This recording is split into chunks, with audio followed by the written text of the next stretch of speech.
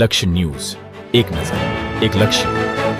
માણકોલ ગામના અનુસૂચિત વિસ્તારમાં 72 કલાકથી લાઇટ ગુમ, લોકો પરેશાન. સાણંદ તાલુકાના માણકોલ ગામના અનુસૂચિત વિસ્તારમાં છેલ્લા 3 દિવસથી લાઇટ બંધ રહેતા ગ્રામજનો ભારે પરેશાન છે. યુજીવીસીએલ કર્મચારીઓ ફોન ઉપાડતા નથી, જ્યારે વાયરમેને તો ફોન સ્વિચ ઓફ કરી દીધો હોવાનો આક્ષેપ છે. અધિકારીઓ દ્વારા 1 કલાકમાં પાછા આવશે એવી ખાતરી અપાઈ હતી, પરંતુ 72 કલાક વીતી ગયા છતાં પણ કોઈ અધિકારી કે કર્મચારી ગામે આવ્યા નથી. લાઇટ ન હોવાને કારણે વરસાદી મોસમમાં મચ્છરનો ત્રાસ વધી રહ્યો છે. નાના બાળકો અને વૃદ્ધો ગરમીના ત્રાસ અનુભવી રહ્યા છે. સરકારની 24 કલાક વીજળી આપવાની જાહેરાતો એક તરફ અને બીજી તરફ ગામડાઓમાં લોકો અંધકારમાં જીવન જીવવા મજબૂર બન્યા છે. એક તરફ માણકોલ ગામ રોડ પણ ખાડારાજ. સરકાર તાત્કાલિક ગામ રોડ ખાડા બુરવાની માંગ કરી રહ્યું છે. અનુસૂચિત વિસ્તાર જાગૃત નાગરિક દ્વારા વિડીયો વાયરલ કરાયો. વાયર કાપીને ગયા છે, પછી 1 કલાકમાં પાછા આવવાનું કહી ગયા છે. પછી 72 કલાક વીતવા છતાં કોઈ કર્મચારીઓ દેખાયા પણ નથી. ગ્રામજનોની માંગ છે કે સરકાર અને યુજીવીસીએલ તંત્ર તાત્કાલિક આ સમસ્યાનો ઉકેલ કરે અને હાલનું સ્થળ પણ જોઈને નિરીક્ષણ કરે. ગુલાબ બૌદ્ધ, સાણંદ.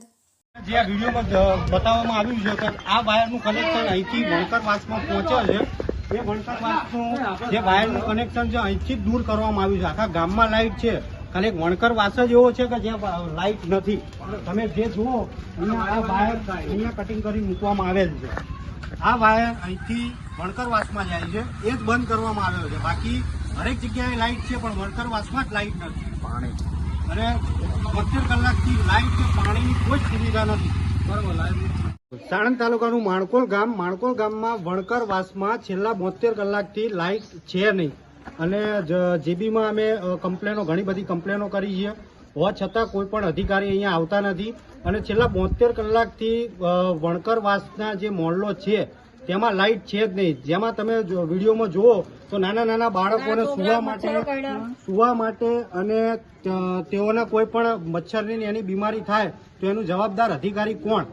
આજ દિન સુધી જે અમિત શાહનું દત્તક ગામ માણકોલ આદર્શ ગામ કહેવામાં આવે છે, એમાં જ જો આવી પરિસ્થિતિ હોય તો દેશના બીજા જે ગામો છે એમાં શું પરિસ્થિતિ હશે એ તમે જોઈ શકો છો.